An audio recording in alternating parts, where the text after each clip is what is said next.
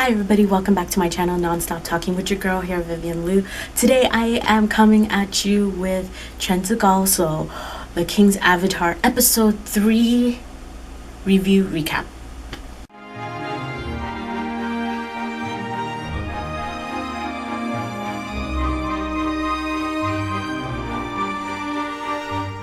Firstly, there was that one scene where the boss lady goes, yes yo, yes yo, yes yo, yes yo, and I was like, 3 episodes in, do I not know the main character's name? Like, have I been stupid and just like saying a bunch of lies on these videos? So I went online and searched, and in the process of finding his name, I was correct. His name is Ye Xiu. But in the process of like finding his name, I like found out a spoiler involving his name, and I was kind of disappointed just because I like going into most things blind. I think it's just like more fun that way. And yeah, so especially because I like to make like predictions and I like to like guess what happens next, but if you already know due to spoilers, like that like ruins the fun a little bit. But it's not like a huge spoiler, it's not a big like plot review or anything like that, so it's cool, it's all right. Moving on, we get a new character this episode, Xiao Tang, which is the boss lady's, I guess, like best friend. She's really cute, but like my initial impression of her is that like I hope she grows on me, because she's like, okay, so her personality, it feels like someone who like can't admit defeat, which is great, right? Like perseverance, strive for perfection, whatever. And but it's like at the same time, she's like someone who like cannot admit defeat, and also someone who's like a quitter, because there's like that one scene where like she's like playing the piano and then all of a sudden she just stops, and it was like, I don't know like how to explain it, but it was kind of like the pressure got to her or something like that, and I was just like, oh, that's lame, like, you know. So at first I was just like, I don't really know if I like her, but I feel like she will definitely become Ye Xiu's love interest at this rate. I'm not sure because we just barely met her, but I feel like that's the vibe that's being given out. So with that being said and done, I hope she grows on me. I think she will. I think it's just like at that moment, like when she was just like, we need a PK again and again and again, and then quitting the piano, like it just didn't show her in the best light. But obviously we're only 3 episodes into a 40 episode drama. Like there's so much that can still happen and go on. Like I'm just talking way too early. Let's see. I talked about that one scene where like Yeshio is like saving himself.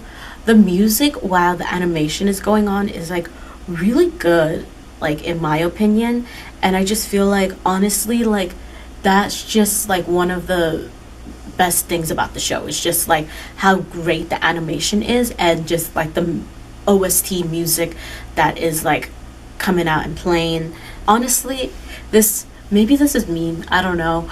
I thought the boss lady looks like kind of old. She obviously looks older than Yeshio, and she looks older than the person who plays her best friend. So I was really curious about like the actress's like real age. So I went online and I like searched. So the boss lady is born in 1986, which would put her like potentially at 33, depending on when her birthday is. I didn't look at birthdays, I just looked at years real quick. And the character who plays her best friend, or the actress who plays her best friend, Xiao Tang, is born in 1993, which puts her at 26. Xiu, you know, the employee is 1991, so he's 28, and the former female teammate, just for kicks, is 1995, so she's 24, so she's the youngest, which like makes sense. I thought she looked like the youngest. And the boss lady is the oldest, which also makes sense.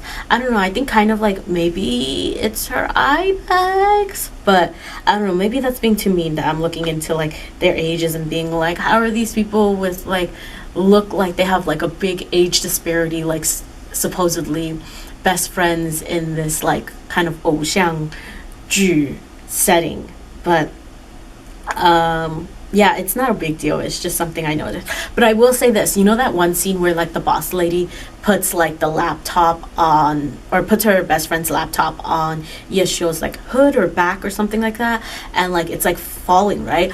Oh my god, if I don't even care how good of friends I am with this person, if this person put any of my electronics in harm's way intentionally so that it can get damaged and ruined, like friendship off. Like it's not funny, it's not a prank, it's not a joke. Like electronics are expensive, and a lot of time they have a lot of personal and important information, and yeah, like that's not cool. So I don't know, man, all these characters are a little cray cray.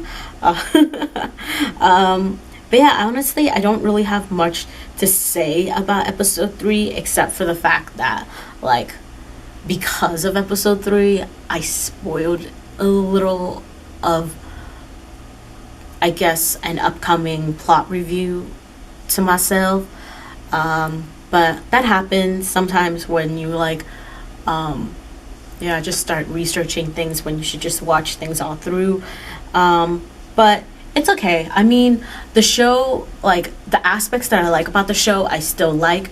But obviously, it's still very much at like introductory level. We're still getting new characters. We're still like figuring things out. So we're still at the stage where it's not like particularly entertaining, because we're still growing with it, and it's still trying to attract our attention. But yeah, that's really it. I don't really have much to say about episode 3. So I'll wrap it up here. And yeah, I definitely will come back with episode 4. And I know I talked about how like I will start combining episodes together, and looking at how short this episode 3 review recap is. Like, I really think that maybe later on, when like things start happening, I might do episode per episode, but I feel like soon I will need to like start combining. But I mean, that's for talks for the future. And outro time. Like, comment, subscribe, and see you in my next video, whenever that is. Bye.